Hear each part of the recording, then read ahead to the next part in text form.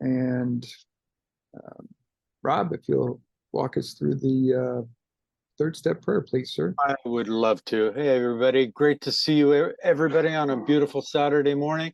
My name is Rob Kay, and I am a recovered alcoholic. And we're going to start with the third step prayer, which is on page 63 of your big book. God, I offer myself to thee, to build with me and do with me as thou wilt. Relieve me of the bondage of self, that I may better do thy will.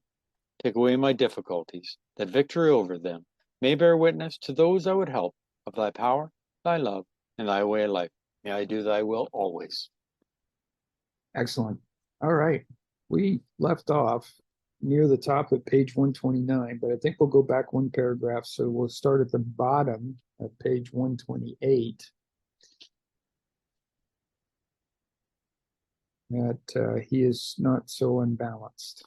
Okay. Bottom of 128, everybody. He is not so unbalanced as you might think. Many of us have experienced dad's elation. We have indulged in spiritual intoxication. Like a gaunt prospector, belt drawn in over the last ounce of food, our pick struck gold.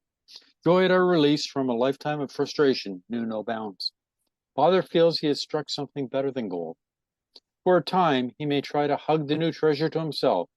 He may not see at once that he has barely scratched the limitless load, which will pay dividends only if he mines it for the rest of his life and insists on giving away the entire product. Yep. And so we're really talking about some really good feelings here. There's this renewal, this excitement, and a situation where you've got a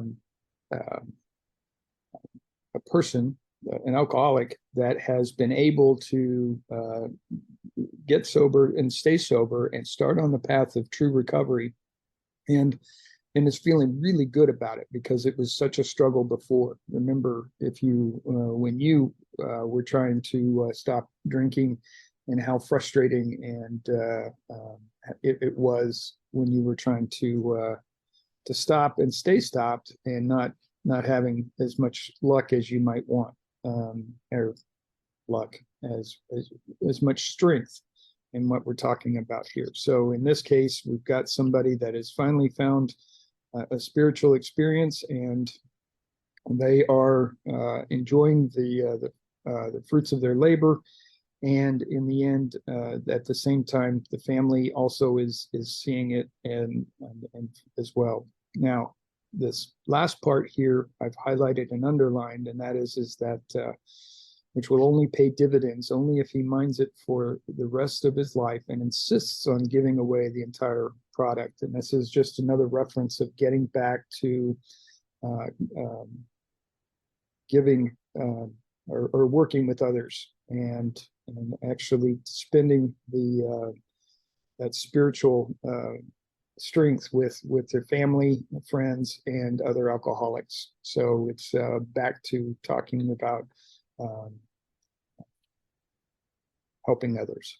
So, Rob? Yeah, I always love what our friend from New Jersey, Bill S., always says. There's two instruments that don't come with directions. One is a pick and the other is a shovel. And you can do more work with a pick and a shovel than you can with most other objects. So I always keep that in mind. When that man talked, I listen, and I try to, bring it out to other people. If the family cooperates, we're on page 129, everybody. If the family cooperates, Dad will soon see that he is suffering from a distortion of values. He will perceive that his spiritual growth is lopsided, that for an average man like himself, a spiritual life which does not include his family obligation may not be so perfect after all. If the family will appreciate that Dad's current behavior is but a phase of his development, all will be well. In the midst of an understanding and sympathetic family, these vagaries of Dad's spiritual infancy will quickly disappear. Yeah, and this is what we've been just talking about, that his elation and excitement about his newfound spiritual experience or strength, alongside his recovery and working with other people, it is it tends to you forget about the people that are closest to you. So as long as the family who is an informed family, and that's kind of what they're making an assumption here, is that if the family is informed of the progress and the phases that a newly recovered alcoholic goes through, it is but just a phase, and they can have patience with the recovering alcoholic. Now, it is at some point needed that the alcoholic does start turning their efforts towards the family and giving something back that was taken away for so long. Rob? Yeah, remember, it's what we're supposed to do. These are not amends. Amends are to fix some wrongs that we did. Okay, these are things that we're supposed to do. We're supposed to look after our families. We're supposed to look after our kids. A lot of people put this in, these are the amends that I'm doing. I'm doing, amends, by looking after my kids. And no, that's what we're supposed to do. Okay, Chris Rock had a great comedy routine where he always talked about, he would talk about, father saying, I look after my kids. I pay the money to the mother every month. And Chris Rock would say, you're supposed to do that. That's what you were supposed to do. We were doing things we were supposed to do. These are not amends. These are things. Now that we're in a spiritual realm, we're doing what God wants us to do. We're doing what we are supposed to do. Okay? If Leo gets sick, I am supposed to help him. Whatever I can do. Call him up, say, Leo, how you feeling? You feeling any better? These are the things I'm supposed to do. It's not because I want something from Leo anymore. Before I would do it, try to curry favor with Leo, maybe I can borrow money off him because he feels good about me. No, the whole idea is now I'm doing things that I'm supposed to do. I'm supposed to care about my fellow man. Okay, I'm supposed to help people wherever possible. Hold a door open for somebody that is having trouble walking, or is with. I'm trying to think of the British name for the walker, and I can't think of it right now. But Louise, later on, I'll get it from you. You know, but these are things. Remember, in God's world, what would God have me do? Okay. And that's a whole change of thinking. Remember, before we were selfish and self-seeking. Everything we did was for our own benefit. We didn't do something if we weren't going to benefit from it. Now we do things because it's the right thing to do. Page 129. The opposite may happen should the family condemn and criticize. Dad may feel that for years his drinking has placed him on the wrong side of every argument, but that now he has become a superior person with God on his side.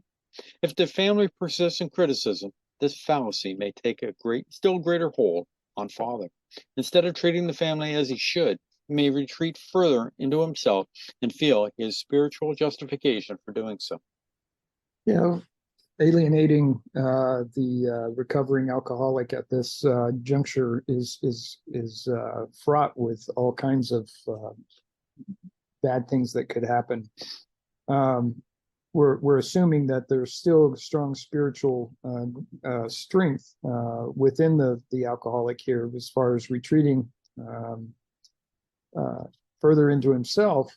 But this is also a recipe for somebody that gets disenchanted and potentially could go back to drink. The family has to be very careful about their condemnation and their criticism of the alcoholic. In fact, the opposite, I think, would be true, and that is that if you were positive and encouraging, then the recovering alcoholic is going to want to spend more time with you, as opposed to doing the opposite, which is that old saying is you should catch more flies with honey than with vinegar. So that's kind of what we're trying to say here. Rob? Yep. Though the family does not fully agree with Dad's spiritual activities, they should let him have his head, even if he displays a certain amount of neglect and irresponsibility towards the family. It is well to let him go as far as he likes in helping other alcoholics. During those first few days of convalescence, This will do more to ensure his sobriety than anything else. Though some of his manifestations are alarming and disagreeable, we think Dad will be on firmer foundation than the man who is placing business or professional success ahead of spiritual development. He'll be less likely to drink again, and anything is preferable to that. Yeah, that's one of the basics is just remember that if the alcoholic is not drinking, then things are at least that much better, and that is a big deal. I underlined and highlighted it in the middle of the paragraph here. It is well to let him go as far as he likes in helping other alcoholics, obviously, allowing him to nurture and mature his recovery, along with helping other alcoholics and strengthening that resolve. During those first days of convalescence, this will do more to ensure sobriety than anything else. Now, we're not talking about taking and letting him go for a full year or anything like that. We're talking about a relatively short period of time that he is allowed to, or she is allowed to do this without much, encouragement. And I'm going to say it that way because I want to stay on the positive of trying to spend time with the family. The firmer the foundation, the stronger the resolve, and the better the recovery. So anything that can be done to encourage that is the positive, and always remember that at the very least, they're not drinking anymore. So, Rob? Yeah, on the bottom of page 129, this is an important point. It is well to let him go as far as he likes in helping other alcoholics. Step 12. It's amazing how Bill Wilson sneaks in step 12 everywhere. During those first days of convalescence, this will do more to ensure his sobriety than anything else. This does not say you have to wait a year before you can try to help somebody else. Okay, we hear in the fellowship a lot of times, you got to wait a year, okay, before you can help somebody else. This book is staying during the first few days of convalescence. This will do more to ensure sobriety than anything else. So we can help anybody. Remember, a guy that's just coming in and has quit drinking for a week, talking to the new guy that's just still jittery and shaking. How did you do it for a week? That is amazing. He can't relate to the guy that's got 15, 20 years, but he can certainly relate to a guy that's got a week, and they can, I don't know about you, but I know in the fellowship, I had a bond with 3 other guys, and we all had relatively similar lengths of sobriety. And we used to pick each other up, go to meetings together, meet up all the time. And it was great. We could help each other. The fellowship is a great thing where we help each other. And also, on page 130, right at the top, we think Dad will be on firmer foundation than the man who is placing business or professional success ahead of spiritual development. Remember, it said a few pages back, you put anything ahead of spiritual development and you will lose it. The man who puts financial ahead of spiritual is going to run into problems. Okay? We can't do that. We're on page 130, everybody. Those of us who have spent much time in the world of spiritual make-believe have eventually seen the childishness of it. This dream world has been replaced by a great sense of purpose, accompanied by a growing consciousness of the power of God in our lives. We have come to believe He would like us to keep our heads in the clouds with Him, but that our feet ought to be firmly planted on earth. That is where our fellow travelers are, and that is where our work must be done. These are the realities for us. We have found nothing incompatible between a powerful spiritual experience and a life of sane and happy usefulness. Absolutely. Those of us that have spent time in the world of spiritual make-believe, I think is the way I look at that is that he's trying to say that here we are saying that we believe or that we have had a spiritual experience when we really haven't. I think it's platitudes and lip service that I know that I played early on in my time with AA, trying to fit in and basically just parroting what I was hearing back to people to make it look like I was doing the right thing. I was talking the talk, but I wasn't walking the walk. So then what we moved to, which is where we want to be, and that is this dream world has been replaced by a great sense of purpose, accompanied by a growing consciousness of the power of God in our life. And we have come to believe he would like us to keep our heads in the clouds with him, but that our feet ought to be firmly planted on earth. So a very euphoric feeling that comes from the idea of having this spiritual experience. There should be some happiness that is associated with it. And then there is this new energy that you have to go out and work with other alcoholics. And as we've just talked about here, also turning to and paying attention to the family and doing what is necessary for that. And others are there and should help the newly recovered alcoholic kind of see the way as they go along. So at the end here, we have found nothing incompatible between a powerful spiritual experience and a life of sane and happy usefulness. So bottom line is that those are two things that are related, and that's something that you're wanting to achieve with your spiritual experience, your new growth as a recovering alcoholic, and finding yourself being sane and finally happy and useful. Rob? Beautiful, Leo. You know, in the doctor's opinion, they talked about moral psychology. Now, I'm going to read something that I have in my notes. And this is the what's the word? Moral philosophy is a branch of philosophy that contemplates what is right and wrong. It explores the nature of morality and examines how people should live their lives in relation to others. Okay, that's the medical. In Dr. Silkworth's Reclamation of the Alcoholic, he wrote in 1937, he talked about moral psychology. We believe that this decision is in the nature of inspiration. The patient knows he has reached a lasting conclusion and experiences a sense of great relief. These individuals, introverts for the most part, whose interests center entirely in themselves, once they have made their decision, frequently ask how they can help others. Change. Okay?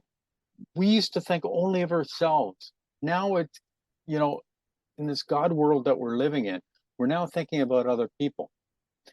Now, Dr. Silkworth had a problem. How do I get people to change? Okay, Dr. Young, same thing. How do I get Roland Hazard to change? The way he's thinking, acting. Okay, ideas, beliefs, okay, and ideals are all changed. They're pushed to the side. Okay, how did they do it? Well, Roland Hazard found the Oxford group and found that religion gave it to him. Okay, now Dr. Silkworth didn't say religion, but religion has the idea, or spirituality has the idea of us helping other people, thinking about other people before we think of ourselves. We think of our fellow man. That gives us the change to stop thinking about ourselves and what I can get from you. And now it's, what can I give you? And that, you know, is the greatest gift that we have. One more suggestion. Whether the family has spiritual convictions or not, they may do well to examine the principles by which the alcoholic member is trying to live. They can hardly fail to approve these simple principles, though the head of the house still fails somewhat in practicing them. Nothing will help the man who is off on a spiritual tangent so much as the wife who adopts a sane spiritual program, making a better practical use of it. Sure, and one, this is a suggestion, whether the family has spiritual convictions or not, they may do well to examine the principles by which the alcoholic member is trying to live. And the idea there is that, you know, understanding, experiencing, and working alongside actually helps the the family to have the patience that is necessary in order to allow a positive growth by the recovering alcoholic. The if not, then obviously that fails somewhat in practicing them. Nothing will help the man who or woman who is off on a spiritual tangent so much as the wife or husband who adopts the same spiritual program, making better practical use of it. It's just helpful. That's one of the things I think that is important as far as a message here is as long as the family is well informed of what is involved in a recovering alcoholics program and understanding their role and understanding the alcoholic's role, and then knowing that patience is very important to helping with the growth and obviously getting something back from that is really what we're looking at here. And the idea is just if they can understand the spiritual principles, they can begin to adopt them as they possibly can. It will ultimately help the family as a whole, and it will certainly help the recovery of the alcoholic. Rob? Yeah, I like how they talk about here. They can hardly fail to approve these simple principles, though the head of the house still fails somewhat in practicing them. We are not perfect. We make mistakes. It's what we do when we make those mistakes nowadays.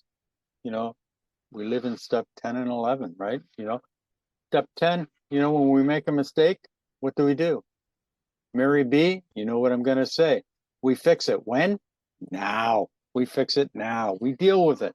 Okay? If I say something to Marcia that upsets her and I realize it, I'm going to apologize to Marcia right away. Why? Because I don't want resentments to grow.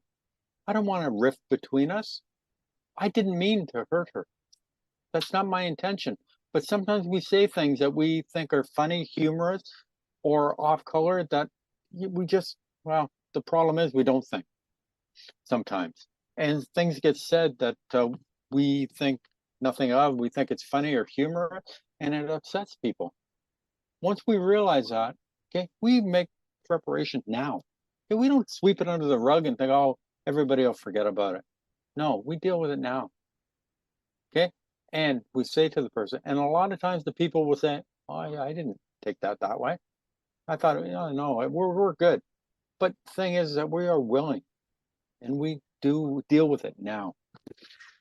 There will be other profound changes in the household. Liquor incapacitated father for so many years that mother became head of the house. She met these responsibilities gallantly.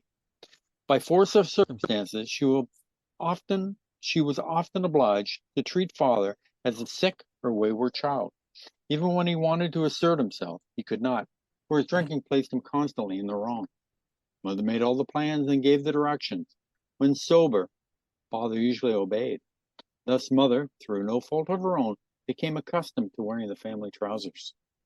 Father, coming suddenly to life again, often begins to assert himself. This means trouble unless the family watches for these tendencies in each other and comes to a friendly agreement with them. Yeah, so first and foremost, there's got to be the really good communication and an awareness of what responsibilities people in the family have taken on as a result of the incapacitation of the alcoholic. We're talking about father and mother, head of the household, that type of thing. These are 1930s tenants, but today it could be either and or both having the responsibilities that a family has. So the point being is that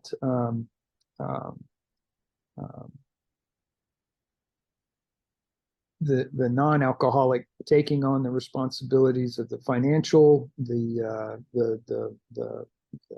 household chores, et cetera, et cetera.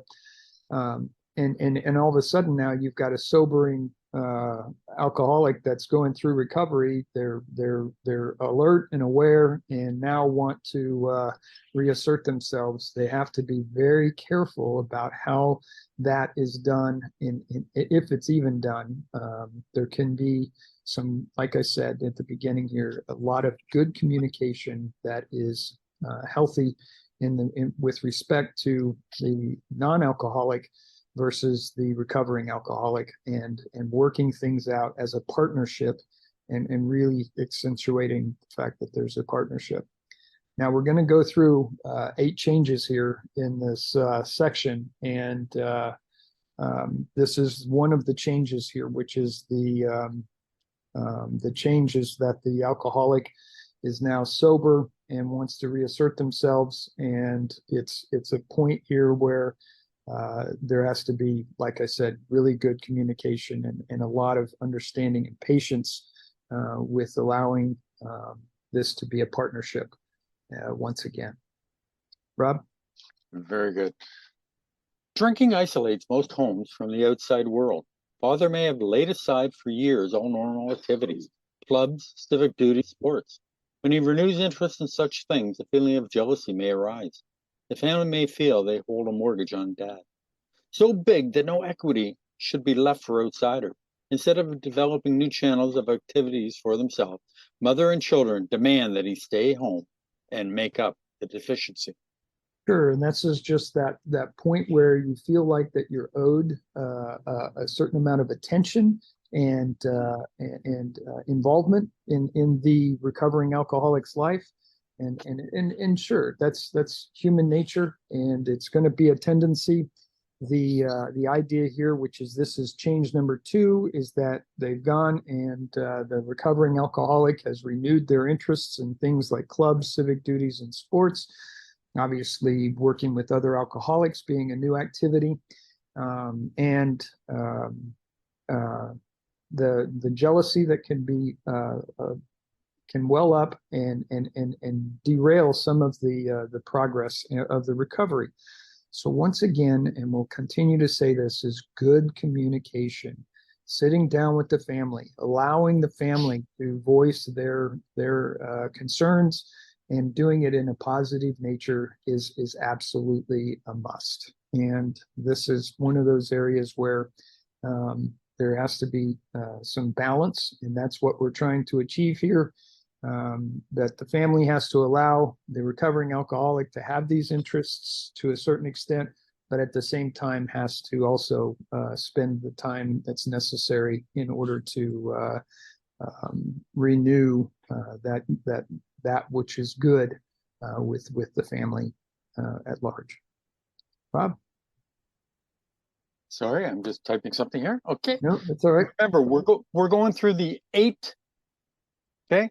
The 8 changes to face within the family afterwards. Okay. Now, the one thing about this book is it doesn't leave you hanging. It doesn't say, well, how do you think you should do it? It helps us out here, and that's what it's all about. Remember, these people have gone through these problems. They've dealt with it.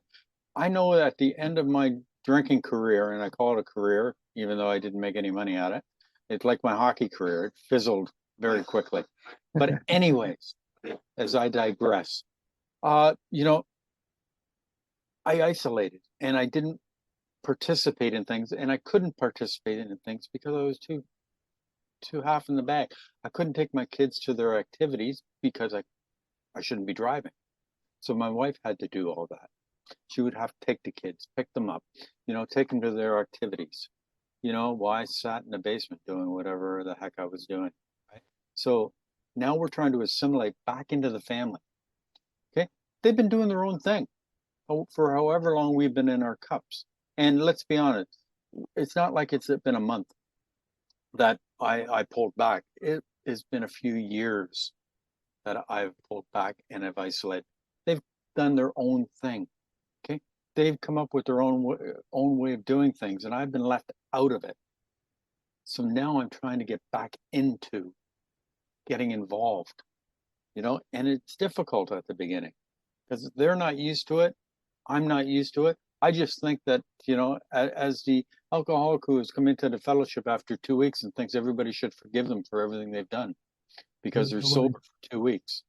Yeah, we've all been there, Leo. We all think the same way, because I'm better now, and I'm gonna, they're all at the point going, well, yeah, he's okay right now, but what's it going to be like 2 weeks from now? Is he going to go back to the way he was? So it takes time. How much time? As my friend Bill S. from New Jersey always tells me, time takes time. Everybody's time limit is different. Some people will want nothing but the best and will trust everything you say right from the get-go. Others, it might take years. And we have to, because we put them in that position, we are the ones that have to be patient, tolerant, kindness, and love. At the very beginning, the couple ought to frankly face the fact that each will have to yield here and there if the family is going to play an effective part in the new life. Father will necessarily spend much time with other alcoholics, but this activity should be balanced. New acquaintances who know nothing of alcoholism might be made and thoughtful consideration given their needs. The problem of the community might engage attention. Though the family has no religious connections, they may wish to make contact with or take membership in a religious body. All right, we're talking about a couple of changes here in this paragraph. First and foremost is we're talking about the spending much time with the other alcoholics, but should be balanced. And new acquaintances who know nothing of alcoholism might be made a thoughtful consideration given their needs. So that's kind of an outward-looking, step 12. Working with others, but also getting and obviously getting to lost my train of thought there. Spending much time. Choo choo. That's the train coming back. There we go. All right. So bottom line is that the change number 3 is the spending much time with other alcoholics and should be balanced. Again, we're talking about this balance, and we're talking about good communication, and we're talking about understanding and patience. The other thing there is that as we go along here, the 4th change is that there may wish to make contact or take membership in a religious body. And this is talking about though the family themselves may want to do this as a part of the recovering alcoholics program. So this is multiple things that could be changing in the alcoholic's life as well as the family's life, and we're just trying to highlight them. Rob? Yeah, and it's funny again, step 12, helping other people. It's everywhere you look, Bill Wilson sneaks one in there on helping other people. Alcoholics who have derided religious people will be helped by such contact. Being possessed of the spiritual experience, the alcoholic will find he has much in common with these people, though he may differ with them on many matters. If he does not argue about religion, he will make new friends and is sure to find new avenues of usefulness and pleasure. He and his family can be a bright spot in such congregations. He may bring new hope, new courage to many a priest, minister, or rabbi who gives his all to minister to our troubled world. We intend the foregoing as a helpful suggestion only. So far as we are concerned, there is nothing obligatory about it. As non-denominational people, we cannot make up others' minds for them.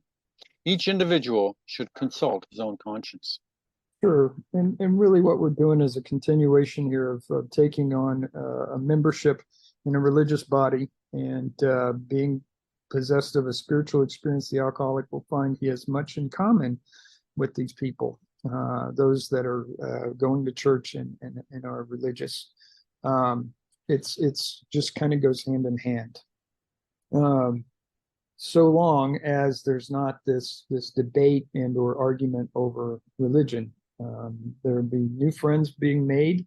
There will be even more of an excitement that can be added, and that excitement can rub off on some of the leadership within the church, and finding that you've got a family that is newly going through this recovery, and they are are certainly excited to be a part of a religious body, and that is just intoxicating for the rest of the group, and encourages others to be excited as well. So a lot of good things can come from that.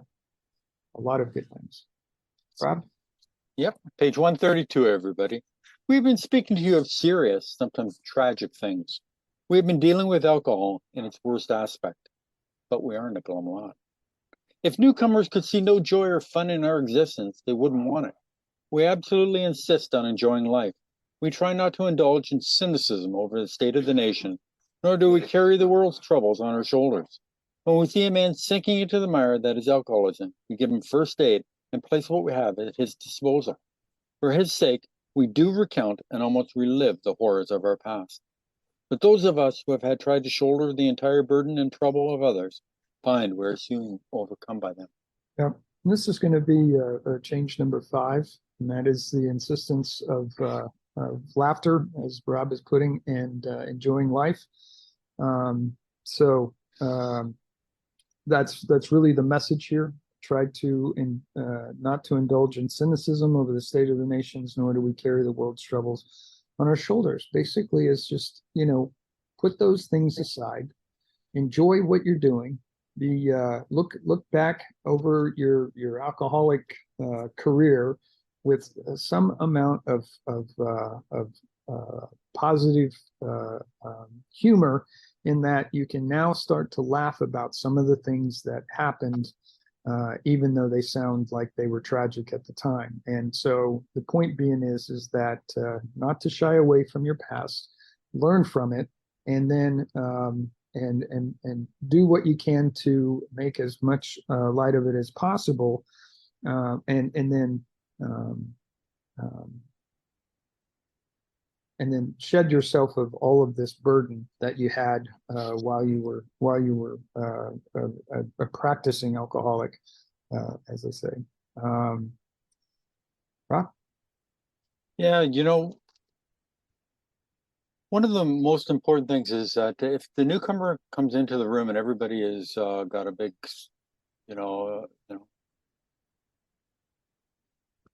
frown on their face, what good is it? They're going to see a bunch of miserable people. Okay, that's not what we've all been to. I believe most of us are not all Zoom babies. You've been to regular fellowship, and there's a lot of laughter and a lot of fun and a lot of camaraderie. And that's what it's all about. Hey, we've had tough times. We're going to have more tough times, but we get through it.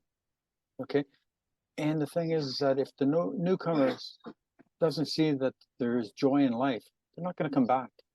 If there's no newcomer, A will die off. So we are not a glum lot. We are an odd lot, as a friend of mine says, but we are not a glum lot. We have fun. We like to laugh. Okay. What I've gone through, I can relate to the story of different things, and we can laugh about it. Okay. So other people will think, oh my God, how can they laugh about something like that? We laugh. We enjoy life now. Okay. We don't have the burden of trying to run the world anymore. We have our higher power to do that now. So the most important thing is, what? We got to show the newcomer there's life. And it's a good life that we lead afterwards, after we get over the drink problem. And one of the things is I'm going to read tradition number 10. Alcoholics Anonymous has no opinion on outside issues. Hence the AA name not ever be drawn into public controversy. And the other thing is that, we don't talk about politics, religion, etc. We all have our own beliefs. That's personal to each one of us. Okay. We talk about the big book and where the program of Alcoholics Anonymous is. But we don't talk about politics because you have your beliefs, I have mine. They don't always align. Okay, so we stay out of those controversial subjects. Okay, and what we talk about is how do we stay sober today? How are your kids? How's your family? How's everybody doing? So we think cheerfulness and laughter make for usefulness. Outsiders are sometimes shocked when we burst into merriment over a seemingly tragic experience out of the past. Well, why shouldn't we laugh? We have recovered and have been given the power to help others. Absolutely. This really just a nice, succinct paragraph, basically talking about the cheerfulness and laughter make for usefulness. And yes, somebody that's from the outside looking in is probably going to look at that and go, well, I can't believe you're laughing over something like that. But the point being is that it's better to laugh about it, get it out there in the open, and really kind of deal with it in a positive way than it is to dwell and get mired in the negativeness of it, and finding yourself in a worse place than you started. So, but we have recovered and have been given the power to help others. And again, that's another reference to step 12 and getting out there and working with other alcoholics. So there we go. Rob? Another reference to step 12, did you say, Leo? Helping others? Nothing will ensure immunity from drinking as much as helping another alcoholic. Everybody knows that those in bad health and those who seldom play do not laugh much. So let each family play together or separately as much as their circumstances warrant. We are sure God wants us to be happy, joyous, and free. We cannot subscribe to the belief that this life is a vale of tears, though it once was just that for many of us. But it is clear that we made our own misery. God didn't do it. Avoid then the deliberate manufacture of misery. But if trouble comes, cheerfully capitalize it as an opportunity to demonstrate his omnipotence. I said that correctly, Leo. Did you hear me say that? Omnipotence. Omnipotence. Absolutely. So bottom line is that we want to be happy, joyous, and free. We achieve that through a positive outlook on life, good communication, and a lighthearted kind of look on the past, and as well as getting out there, helping others, and truly balancing that with nurturing the family and spending time with them, as well as the other activities that a recovered alcoholic is going to want to get involved in. So cheerfully capitalize it as an opportunity to demonstrate his omnipotence. So that's the bottom line of this this particular part and this part of the change. Rob? You just had to throw that omnipotence in there, didn't you? Saying it so properly. So many times I said omnipotence, because I'm just reading, right? I'm not thinking, I'm just trying to get through it. So omnipotence, I got to keep at it. You know what? A lot of people ask, what does God want from me? What does God want? And here it says it. We are sure God wants us to be happy, joyous, and free. It's that simple. God does not make too hard terms for those who honestly seek him. And that's the whole thing. We look at, our whole idea is thinking about other people. And what does that do? It makes us happy, joyous, and free. When we're doing something for other people, it makes us happy. When we do simple things for other people, that's all it takes. We don't have to make huge, grand gestures. Simple things. Simple thing. My buddy Art always says, how can I bring value to other people's lives? God help me to do that each day. Bring value. So that whoever I meet walks away being a little bit, thinking a little bit better of themselves or of the world.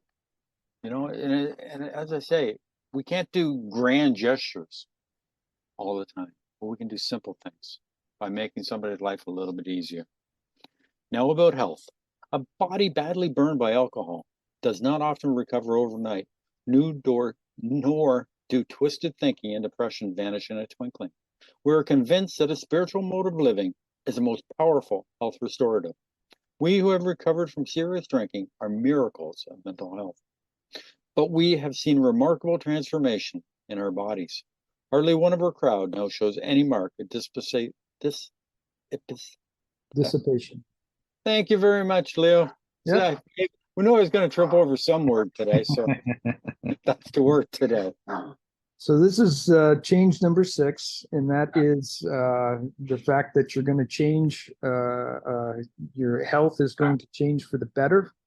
They do make sure that you understand that it's not going to happen overnight. It certainly didn't for me, as I've talked about in the past before, and that is that I was had a tremor that I thought was um,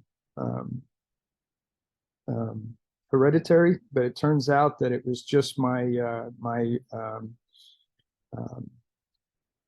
withdrawal from alcohol, and it took me 9 months for that tremor to finally subside and go away, and so it can take months, if not longer, to recover from the damages of alcohol and what it can do to your body and so forth. So it is something to be patient with.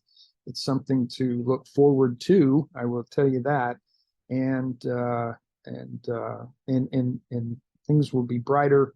Colors will be more colorful, and life will just be better. But you've got to allow that time for your body to recover from the effects of alcohol and the ravages that um, it put on your body. So that's change number 6, and it's your health is going to improve over time, and that's something to look forward to. Rob, you're on mute, sir. I've highlighted this next part because it's really important. And once I finish reading it, well, then we'll talk about it. But Yeah. this does not mean that we disregard human health measures. God has abundantly supplied this world with fine doctors, psychologists, and practitioners of various kinds. Do not hesitate to take your health problem to such persons. Most of them give freely of themselves, that their fellows may enjoy sound minds and bodies. Try to remember that though God has wrought miracles among us, we should never belittle a good doctor or psychiatrist. Their services are often indispensable in treating a newcomer and in following his case afterwards. Absolutely. So the importance here is that recovering from alcohol and can and should at times be monitored by a physician or psychiatrist, and getting that type of help is certainly a necessary part of recovery. I will tell you that I see a psychologist about every 3 weeks. He's a person that specializes in addiction, and I talk to him about my recovery. I talk to him about my alcohol abuse, and we just talk. And now we've kind of graduated a little bit higher up in the hierarchy of talking about these things, but we're really trying to work on more of the emotional sobriety that I am working on than my alcoholic sobriety, which I've got. So admittedly, I have consulted with my doctors to let them know that I'm no longer drinking, which they are all very pleased and happy with. It's surprising at how surprised and excited they are when you tell them that kind of stuff. I don't know that they get that good news all of the time. And so I think this is an important note, as Rob has already said, that utilizing medical professionals is certainly a necessary thing, and one not to shy away from. Rob? Leo, A is not therapy or medical. A is run by the inmates. Okay. Now, I know of a person very close to me who was on medication. Her sponsor told her to go off the medication, that she now has God in her life and God's going to protect her and do this and that. This woman almost committed suicide. Sponsors are not doctors. We use doctors. Some people need help that AA cannot give them. Okay, so please Never tell anybody to get off their medication. We are not doctors. Okay? And anybody that gets told to go off medication by somebody in AA is hurting or could kill another person. So please, this is why Bill Wilson puts his stuff in the book here. Doctors have their place. Psychiatrists have. Bill Wilson saw a psychiatrist. He saw doctors. Just because we quit drinking doesn't mean all our problems go away. Some people have mental problems that need to be dealt with by the correct practitioner. So please, think before we speak. Pause before we speak so we don't hurt somebody. One of the many doctors who had the opportunity of reading this book in manuscript form told us that the use of sweets was often helpful, and of course, depending upon a doctor's advice. He thought all alcoholics should constantly have chocolate available for its quick energy value at times of fatigue. He added that occasionally, in the night, a vague craving arose which would be satisfied by candy. Many of us have noticed a tendency to eat sweets and have found this practice beneficial. Yeah, so if you think about it, alcohol contains a lot of sugar, and you get used to that sugar intake, believe it or not, with the alcohol that you're taking in. When that is gone, your body is still in a point of craving and craving something sweet. And the point being is that you can replace that obviously with candy. And this is just straightforward. It's a suggestion. It's an advice. It did help me for a period of time. I also found a particular drink that I like, and that's iced tea and lemonade mixed together. It's something that I enjoy to this day, and I have since I've stopped drinking.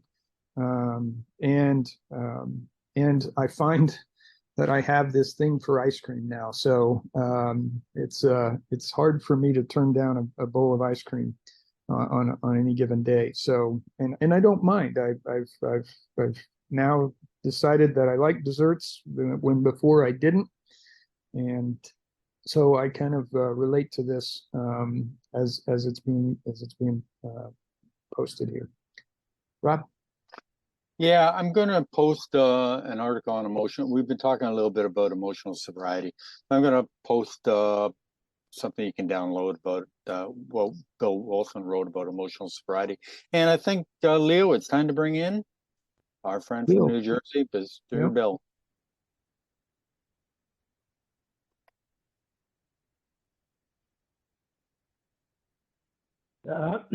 Hi, this is Bill, alcoholic from New Jersey. Thanks a lot, guys. Good meeting today. Yeah, this family afterwards talks about a lot of things here. A lot of good information here for us as well as for the family. On page 129, on the bottom of it, I mean, Leo and Rob talked about this. This is important. It is well to go as far as he likes in helping other alcoholics. During those first days of convalescence, this will do more to ensure his sobriety than anything else. This book says during the first days that you're getting better, the first days that you sober up, you should be helping other alcoholics. There's a myth going around AA that you have to have a year before you can do anything. This book doesn't say that anyplace. This book says as soon as you can, start helping somebody. It's a good thing maybe Thatcher didn't know that he was supposed to have a year before he could help somebody. He would have never been able to help Bill Wilson because he had approximately 2 months when he went and helped Bill. So we can help somebody as soon as our brain is clear enough that we can talk to them and tell them what we did, that we could stay sober. As soon as the puke dries on your shoes, you're capable of helping somebody. If you got one day you can help somebody that just doesn't have any time at all. So don't ever need to help anybody because you're not going to hurt them. All you can do is help them. If you're sober, you can tell them whatever it is that you did so that you got sober. And again, this part of the book here is constantly talking about what we should do to help others. Bill has that in here all the time. On page 132, he says, we have recovered and been given the power to help others. We're not powerless over people, places, and things. We have the power to help someone else get sober, provided they want to get sober. So don't ever be afraid to help anybody. Don't think you don't have enough experience or enough time to help somebody. they're going to die of alcoholism anyway. And if you help them, you just might plant the seed, or you just might give them the start that they need. So don't ever be afraid to help anybody, because that's what we're here for, and that's what our job is, and that's what we're supposed to do. And Rob talked about telling people to get medication. That's none of our business. That's between a person and their doctor or their pharmacist or whoever they're dealing with, where they're getting their medication from. We have no business telling anybody not to take what's medically necessary for them to take. If somebody needs a cane in order to be able to stand up, and you tell them to get rid of their cane, they're going to fall down. We're not supposed to do that. We're not supposed to take stuff away from people. That's not our job. Our job is to carry this message and to tell people about this spiritual program of recovery, that if they go through it and they have this psychic change or spiritual awakening, whatever you want to call it, that will keep them from drinking. That's what we're supposed to do. We're supposed to walk them through this process. We have nothing to do with any kind of medication or anything that anybody else is taking. Those stories Rob mentioned, that they're going all around where I am in North Jersey. People got off their medication. They almost killed themselves, or they went back out and drank. And I even heard somebody jumped off a bridge. I don't know if all these things are true or not, but all I know is it's none of my business what medication you're taking. If you went to a doctor and you got a legitimate prescription, I mean, you didn't buy it from the drug dealer down on the corner. You got a legitimate prescription from a doctor, you're supposed to take that stuff the way it's prescribed to you. And nobody has the right to tell you not to take it. So again, this chapter here, the family afterward, after what? After we got sober. That's what this is talking about. How the family should deal with the alcoholic after the alcoholic got sober. Because a lot of times we're not very easy to deal with. Even though we're not drinking, we're still a little bit loony when we first put the plug in the jug. And we could be loony for a long time. And building some of to the family, pretty much you got to put up with this a little bit, and you got to go along with the alcoholic. Because remember, this book is about trying to keep an alcoholic sober. It's not really about helping the family or helping the spouses. It's about helping the alcoholic stay sober. So he's giving advice to the people who are going to be dealing with the alcoholic on what they need to do to stay sober. Because sometimes all we need is a little bit of time for our brain to clear up so that we can follow along with what this process says. And the advice that he's giving helps buy the alcoholic a little bit of time so they can clear up and be able to do this process correctly. That's all I got. Thanks a lot for letting me share. Thanks so much, Bill. You know, I love the analogy of, you know, if somebody has a cane, take it away from them, they'll fall down. Simple, but effective message right there. Thank you, Bill. All right. Rob, we'll close with the serenity prayer and then open things up. The serenity prayer. God, grant me the serenity to accept the things I cannot change, courage to change the things I can, and wisdom to know the difference.